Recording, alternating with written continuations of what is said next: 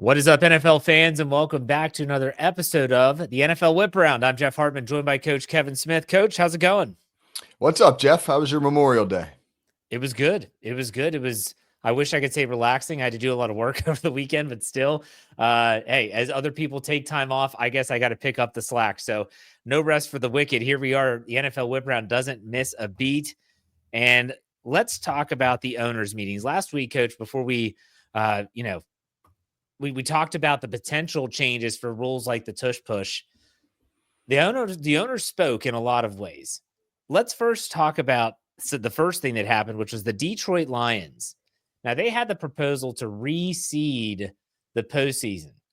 And I said that this was fishy when all of a sudden last Tuesday, I believe it was, they rescind the proposal. They just like, okay, we don't want to do this anymore. We're taking it off the board. I was like, I said this was fishy on social media, and a lot of people said, Jeff, they weren't going to get the votes. That's why they pulled it. I said, I'm calling BS there. If they weren't going to get the votes, it never would have been tabled till this meeting. That would have happened last meeting in Florida, down at the owners' meetings. I'm not buying that the Detroit Lions, for some reason, saw the writing on the wall and then rescinded their proposal. What did you think about that, first and foremost? Well, I know you're working an angle here, and I'm dying to hear it. So, I mean, I don't have any illuminating thoughts on this matter. I really want to hear your take. Well, it just makes no sense that it gets rescinded because, again, if you're going to go through the first phase and it gets tabled till the following meeting, you're in on this plan. And for them to just say, okay, yeah, we don't need to do this anymore. Like, okay, what's going on? Now, there are some people out there that are speculating this has to do with when the NFL eventually goes from 17 to 18 games. And that the plan is that when they do that, the playoff system is going to change dramatically. How many teams make the postseason, how they seed those things. There are some people that feel that the Lions were told, listen, this is going to be happening in the next few years. Let's not make a change now. Let's wait. Okay, that's fine. I just found it very odd that the Lions, if that was the message, why didn't they get that message when they first put in the proposal? When they proposed to have the amendment in the bylaws or whatever the case is, why weren't they told then? This is just really fishy to me. I just don't know how it gets to this phase, and then all of a sudden the Lions say, yeah, we're good. I don't know. What do you think, Coach? I think we're headed towards a very interesting CBA renegotiation, and that a lot of these things are going to be a part of it. I think your comment about the 18-game schedule is on point. I've always felt like the 7-team playoff is a little wonky, just with like one team getting the bye. Man, that is a huge advantage for one team to get the bye. And I think that ultimately the NFL will head to a cleaner model, which is just 8 teams. You get 8 teams, you play it out from there. You have that, now you've got 4 phases, which is perfect for them, right? You get wild card, divisional championship, Super Bowl, boom. Nobody gets a bye, and they make more money because more teams included in the playoff process is higher TV ratings, et cetera, et cetera.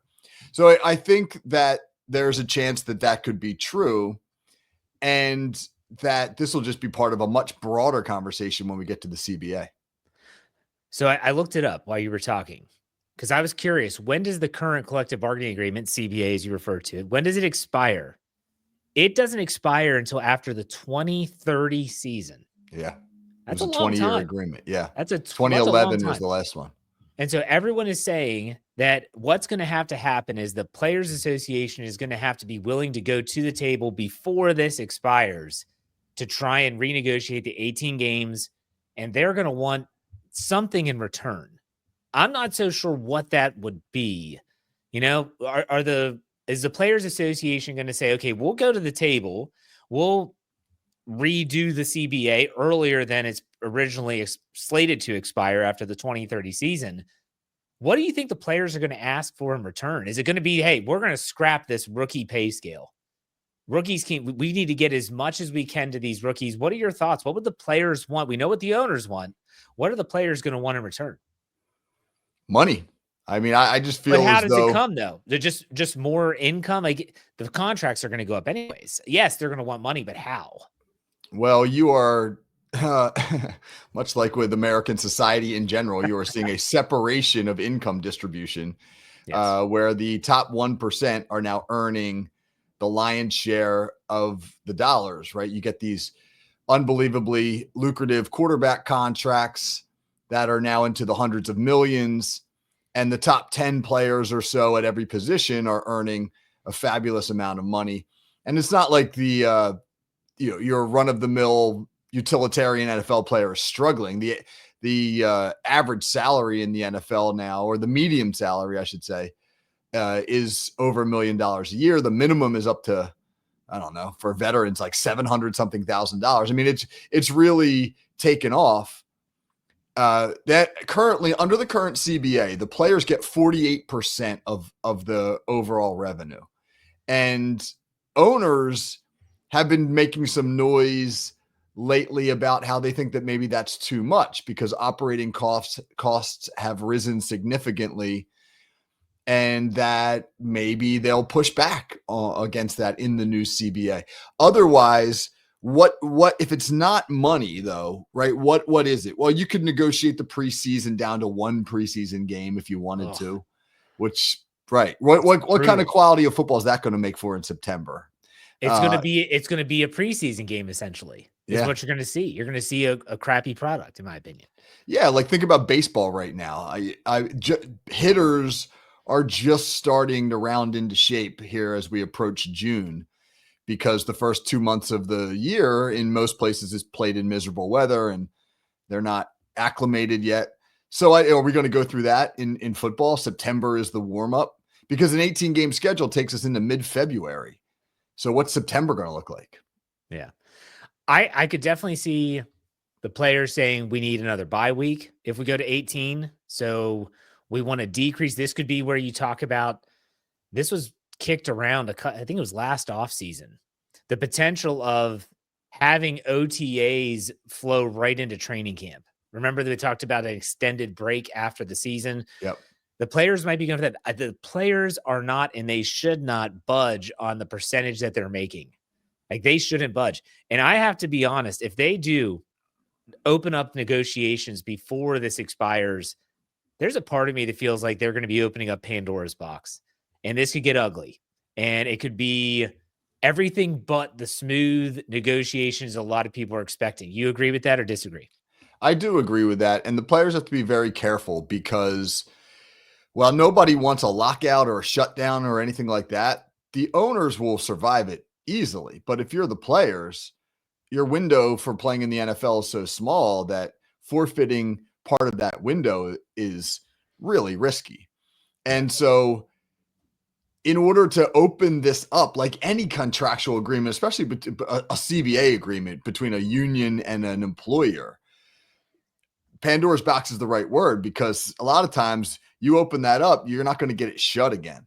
It Right. creates the opportunity now for the owners to break that deal pretty much whenever they want to, and that's obviously something the union doesn't want. And I'll be curious, and I don't know how those labor negotiations go, but if they can have these negotiations, and the worst case scenario is, okay, we're just going to ride this thing out until 2030. And after that season, we'll renegotiate in 2031.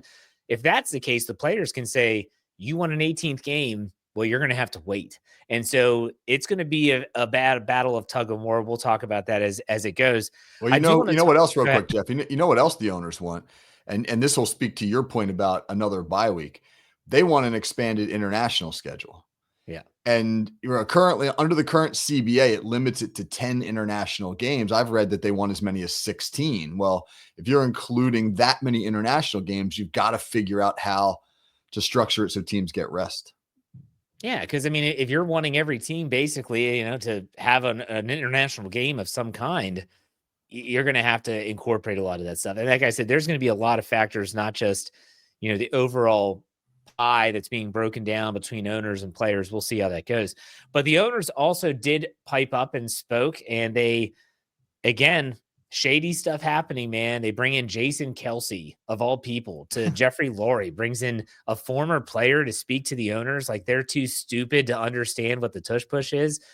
I don't get it. It doesn't pass. And I think four or five teams voted to keep it, and that was enough to keep the tush push legalized.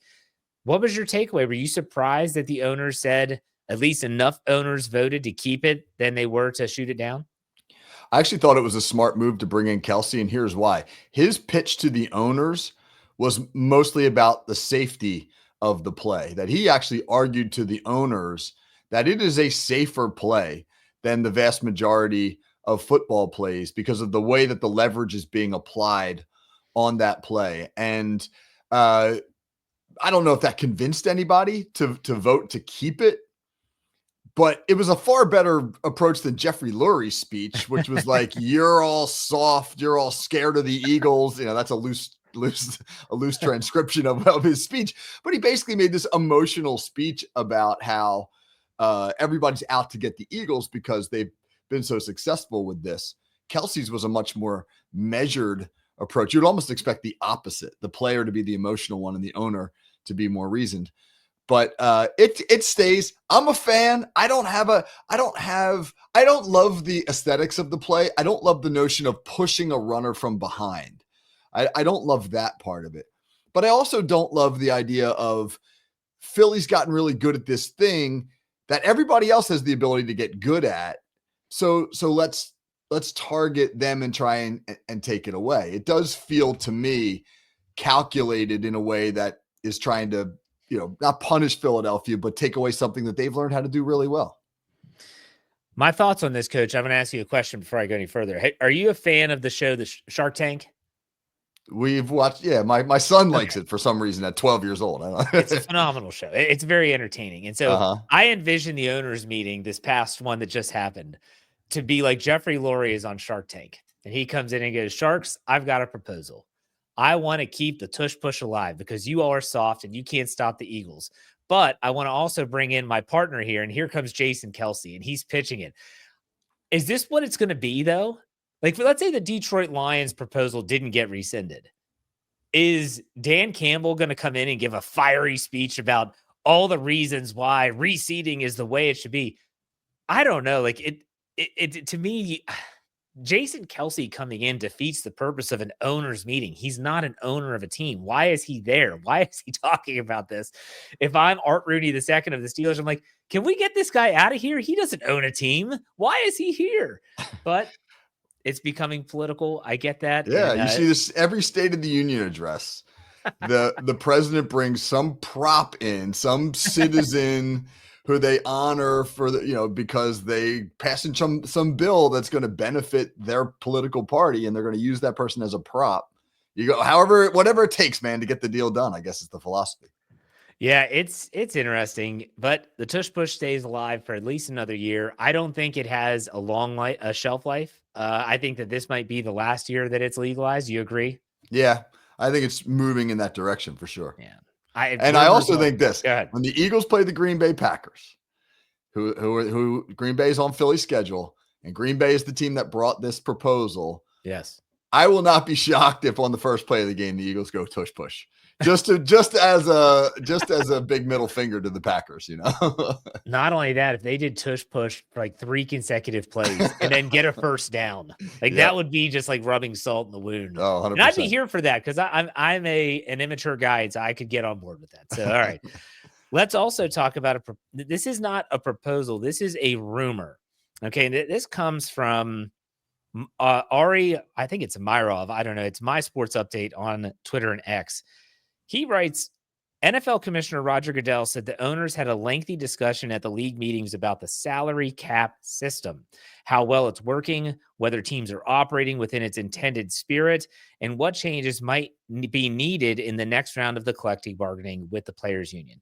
In short, owners are already looking ahead to potential changes to keep the system fair, competitive, and free of loopholes. I read this and I sent it to you right away. I was like, this is a topic for the show. I am all in on this. I've said openly on multiple podcasts that the salary cap, the way it's currently set up and the way that we know it's always going to go up every single year, is a freaking myth. When you have teams, no one is more egregious than 2 teams come to mind, the New Orleans Saints and the Cleveland Browns. When you can give Deshaun Watson a $260+ million fully guaranteed contract and you just keep kicking the can down the road, that's not the way the salary cap is intended to work. And so these loopholes, and hey, kudos. I've always said this: if you find a loophole, use it because you found it. And if a good organization, they are so tightly knit, there are no loopholes to exploit. So I have no problem with the Browns and the Saints who always renegotiate their contracts to get them out of salary cap hell because they know they can just kick the can down the street and never have to pick it up. I think this is a great idea. Coach, I want to give you a sounding board, let you sound off on it. Yeah, like anything else, the moment that there's a rule put in place, there are immediately a team of lawyers hired to figure out how to exploit the rule, right? Yeah. And we used to have hard caps on the amount of money you could give politicians in their political campaigns, and then the lawyers found the loopholes. And now, I can't give you the money, but I can give it to somebody else to give it to you, and Right. I can do that in unlimited sums. So yeah, there's always ways to figure out how to get around the rules, but in this instance, I think it's become egregious. Your example is great of Deshaun Watson, because that should be something the Browns are made to pay for, because it Yeah. was their own stupidity that put them in that predicament in the first place. But instead, they've now figured out a way to ease the pain. So that'll be, again, we are heading towards some kind of a showdown between the owners and the players union in these negotiations. Whether it'll make it all the way to 2030, or there'll be some sort of intervention, for lack of a better term, before then, remains to be seen. But the money and the way the money's allocated and the way the money's accounted for is going to be on center stage. Well, let's go down the path of let's have this being brought up with the Players Association and with the owners in a CBA style. We're not saying a debate, but we're just having conversations. If I'm the Players Association, I'm thinking, hey, this is on you guys. Yep. As long as you're not capping our guaranteed money and you're not capping how much a player can make, you all can do whatever you got to do to make your ends meet and make everything fair, competitive, whatever you want to call it. As an owners, this will be interesting because if they decide, let's say they say, listen, we are going to eliminate void years from contracts. You can no longer put void years into contracts to get you out of a bad contract. Well, then that is the owners kind of colluding against themselves because you say, okay, Cleveland, you signed this guy. You got to pay for it. Don't do stupid contracts. Can you think of a reason why the Players Association, outside of what I outlined, would be against this type of discussion from happening?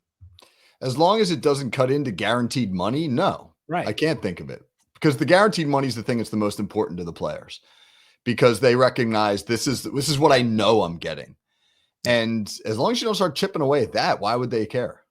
Yeah, Deshaun Watson is going to get his $260 million no matter what. Correct. And the question is the Browns are just continually taking it, cutting it in half, moving it here, cutting it in half, moving it here. That's fine. That's on their books. He's getting that money no matter what. That'll be interesting to see exactly what they do and how they intend to kind of interpret those. But I'm all for it. I'm all for it. And I think a lot of people have read into this, that this is kind of a shot across the bow, like Major League Baseball. The NFL doesn't care about Major League Baseball, who is a non-capped sport. They only care about themselves and they want to make it as competitive as possible. Do you think this would have, last question here before we move on, do you think this would have a large impact on the way things are done in the National Football League? It potentially could. I mean, you think about teams like the Steelers.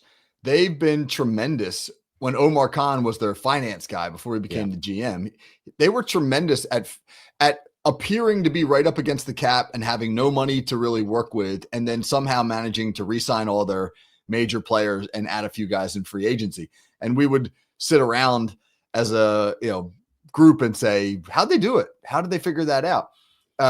If you hamstring teams from being able to do that stuff, then you take away one of their chief tactics right now in maintaining their roster. The Steelers have never had a losing season under Mike Tomlin. And one of the reasons is because they've maintained their core players for so long. And one of the reasons they've done that is they've been phenomenal at manipulating the salary cap. So it could potentially affect the league. Yes. All right. Let's move on. Something that we obviously are very in tune to as Steeler fans is the Aaron Rodgers media tour continues. He's been on the Joe Rogan podcast. He was on the Pat McAfee show. There's clips from, I don't even know what event this was. It was like a live Q&A on stage in Chicago, and Bears fans are asking him questions, and he's alluding to potentially going to a team that plays in Chicago. The Steelers obviously do. For those that didn't hear the Joe Rogan podcast, let me save you 3 hours of your life. He doesn't talk about football. He talks about everything else under the sun, conspiracy theories. Hey, I'm all for a good conspiracy theory, but still, what do you think about the Aaron Rodgers media tour as it pertains to his future in the National Football League? Oh God, is he doing anything to get ready for a football season? Like, that's all I care about. Like, the media tour, great. If he's doing the media tour, but he's also staying in shape and throwing and training and doing all the things a 41-year-old. He's 41. You and I know, Jeff, that you don't get more athletic as you get older. Your body doesn't heal faster. Right. It requires far more maintenance. You read things like LeBron James spends $2.5 million a year just on his body, just on maintaining, whether it's nutrition or training or personal trainers or whatever the heck else he's doing, right? Tom Brady was unbelievably disciplined in that regard as well. If Aaron Rodgers is also doing those things, I could care less about the media tour. But if this is a media tour in place of the other stuff, oh God, it's going to be bad for the Steelers. Well, media tour aside, because like I said, Aaron Rodgers he's a unique cat. We'll just put it that way. What do you think is necessary for a quarterback his age to physically prepare himself? Because I'll be honest, we're Steeler fans.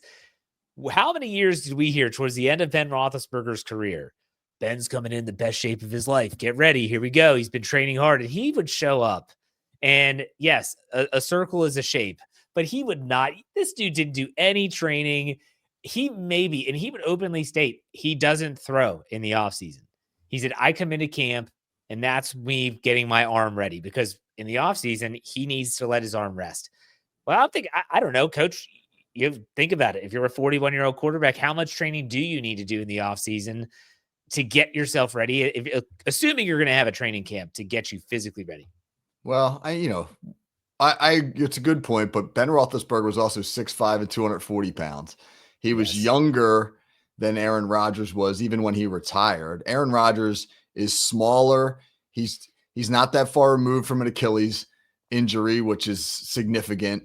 And he's going to have to acclimate himself to another new system if he does indeed come to Pittsburgh. I don't think he needs to be dedicated every single day to whatever it's going to take to get him there, but he better have his body able to withstand an NFL season. And at 41, that is hard enough, even if you are training in a very disciplined fashion. 3 hours on Joe Rogan is grueling. So I would say that mentally he's getting himself ready. 3 hours of Joe Rogan is grueling for anybody under any circumstance. All right, let's finish this up. An interesting debate here. I think there's going to be an obvious answer, but I want to dive into the other teams. Let's talk about the best wide receiver tandems in the NFL heading into 2025. So I've got one in mind that's not the Cincinnati Bengals. I think we could all agree that, would you say that Cincinnati's going to come to the forefront of everyone's mind when you talk about Jamar Chase and T. Higgins? You agree with that?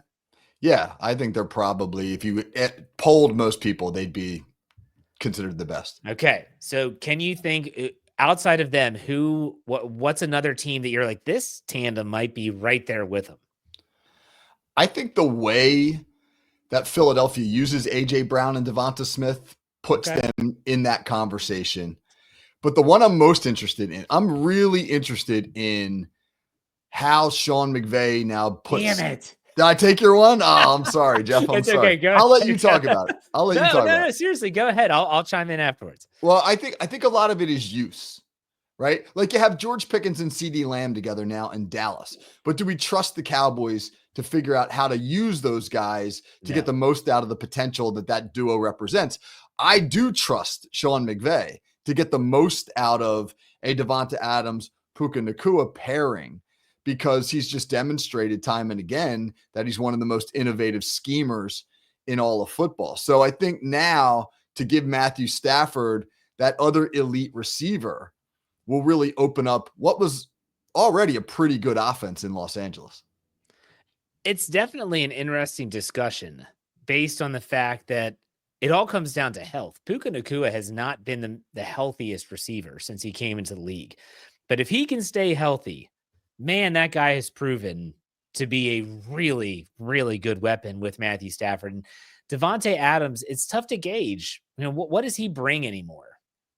In Vegas, he didn't really have a good quarterback. Struggled with Derek Carr at times. Obviously, when it went to Jimmy Garoppolo, I mean, he was visibly, verbally done. And then you throw in Aiden O'Connell and Gardner Minshew, and then he goes to the Jets, and everyone thinks, okay, he's back with Aaron Rodgers. This is what we're going to see. We didn't really see that for whatever reason. I'll be curious. I'll be really curious. But let me ask you this: are there any other receiving duos that you like that you think, hey, these guys could be really good as well? Yeah, I think I'd throw the Vikings in that conversation. I mean, Justin Jefferson and Jordan Addison. Jefferson alone doesn't require an elite number two because of the attention he commands and his ability to generate offense by himself. But you throw Addison in there, he's a nice complement with what he can do. And then, so I think that group, that's probably what do you got? Five, I think teams or so that we just mentioned in that conversation. I think that's your elite group. And again, I think it comes back to use. You look at what Philly has done by being able to use AJ Brown as the feature guy, and then scheme each week Devonta Smith into roles that take advantage of how defenses choose to defend AJ Brown. They're smart with their use of those two guys. And so there's a lot of OC changes, a lot of new or players changing teams, offensive coordinators jumping into new roles. So it'll be really interesting to watch. The Dallas thing will be fascinating. Yeah, that's going to be a popcorn. Get your popcorn ready. We'll see what happens down there in Big D. But I would throw, if there's a dark horse candidate here, I would say don't ever sleep on Mike Evans and Chris Godwin down in Tampa Bay. Yeah. If they can stay healthy, that is a really good duo. And I know Chris Godwin has been banged up the last few years. Mike Evans dealt with a pretty severe hamstring injury last year. But when they're healthy, like that's a really good duo down there. I want to say stay in Florida, Waddle and Hill are a pretty good one as well. I was going to go there as well. That's interesting. But it's funny that you chose the Rams because I was like, I'm going to think of one that's not Cincinnati. And I'm trying to think where you might go. And I was like, he's not going to go to LA. No, you did. That's fine. Not a problem. All right, let's finish this up with a profile. It's a sad one. When earlier this week, Jim Irsay, at 65 years old, I believe, 65 years young, was found he died in his sleep. And I'm not sure where this after the owners' meetings and things like that.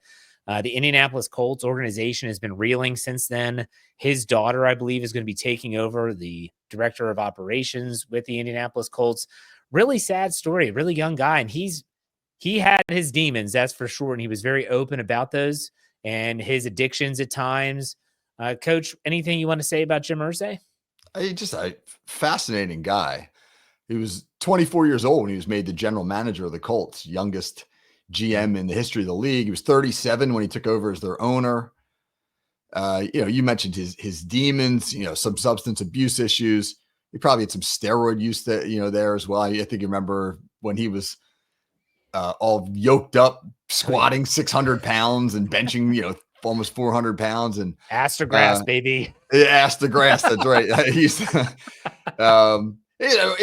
interesting guy off the field. I mean, he was a collector of incredible cultural memorabilia. He bought the manuscript that Jack Kerouac wrote his iconic On the Road novel on. He owned guitars that were once belonged to Kurt Cobain and Prince and George Harrison. And he was an interesting guy. Did a ton of philanthropic work, donated millions to mental health issues. But probably those demons caught up to him. You die in your sleep at age 65. Most likely it's because, you're not in great health. Yeah. You abuse the body. Eventually the body fights back in a way. Yeah. But I will say this, in a world where NFL owners seem to just kind of be like the guy back in the shadows for most NFL teams, obviously your Jerry Jones are different. He took it to a new realm when he was on Twitter and he would tweet out some of the most crazy asinine things. Like, did he get hacked? Nope. That's just Jim Irsay. So he was a character. Everyone that's spoken about him that was a part of the Indianapolis Colts organization. You heard from Pat McAfee, who played for the Colts. You heard from Tony Dungy, who worked for him for years and brought a Super Bowl to Indianapolis. They say he was a tremendous individual. He will be missed. It's sad when you lose people like that in the National Football League. And so our condolences to the Irsay family and everyone involved there. But Coach, I want to give you an opportunity to plug the Call Sheet Daily. What you have coming up this week?